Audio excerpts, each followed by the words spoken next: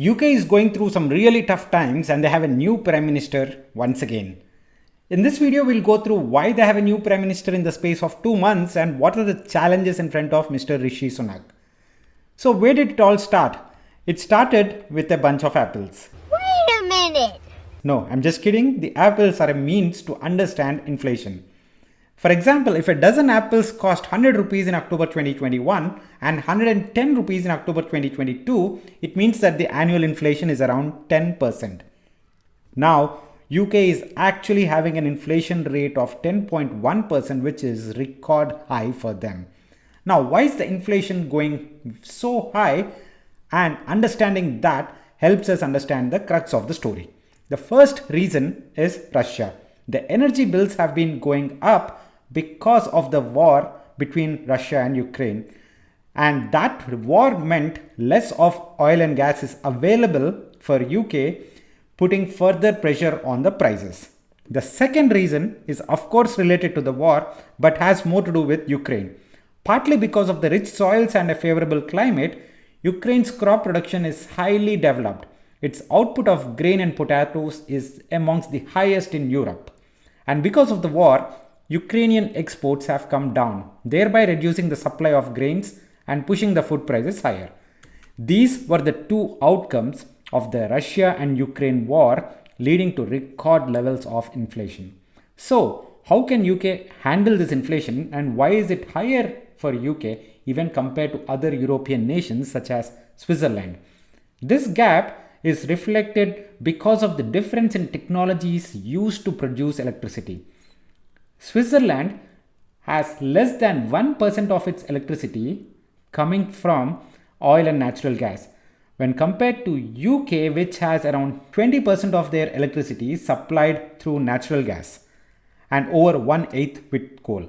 The prices of these commodities, which the EU imports mostly from Russia, have surged over the past 12 months, pushing up electricity prices specifically in EU and UK, whereas the ones which were reliant on a different energy efficient solutions, they have lower inflation.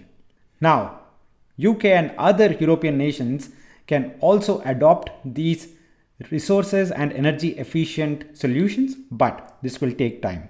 Now, this is exactly where Liz Truss has occupied the Prime Minister's seat and came into the picture with her ill-fated mini budget on Friday, September 23rd, 2022. This disastrous budget sparked an economic carnage. In this mini budget, the corporate tax was to be cut from 25% to 19%. The basic rate of income tax was again to be cut from 20% to 19%, while the top slab rate, which is 45%, was also to be slashed for the extreme minority of high income earners.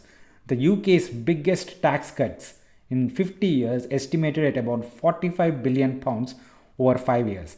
At the same time, the budget also committed the government to an increase in spending to fund the energy price cap, which also ran into several billions of pounds annually for 2 years. Now, global markets did not take this particular budget with open arms, and that resulted in two major things. Number one, the UK's currency, pound, fell below $1.09 on September 23rd, the Friday, for the first time since 1985, its lowest ever value against the dollar. The second one was this announcement of new budget triggered a sell-off in government bonds, typically considered quite safe investments, which was so extreme that the Bank of England, the UK's central bank, stepped in and purchased £65 billion worth of bonds. Now, this particular charts indicate that the borrowing cost for the government itself between September 22nd and 27th has increased from 3.8% to 5%. That is an interest rate increase of 1.2% for the government to borrow money from its lenders. Now, because of these tax cuts, there is now more money with the people and hence more money will flow into the market from people's pockets. Hence, injecting more money into an economy already suffering from inflation crisis is illogical and contrary to the efforts of Bank of England, which has raised interest rates 7 times since December to help reduce the rate of inflation.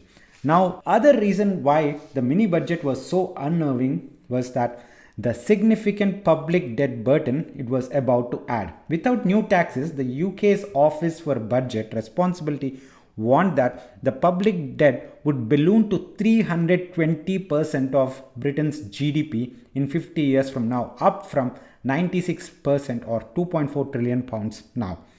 These policies, even though have been reversed in a U-turn only 2 weeks after they were first announced, they completely undermined Liz Truss' credibility as a leader and hence her resignation. Now enters Rishi.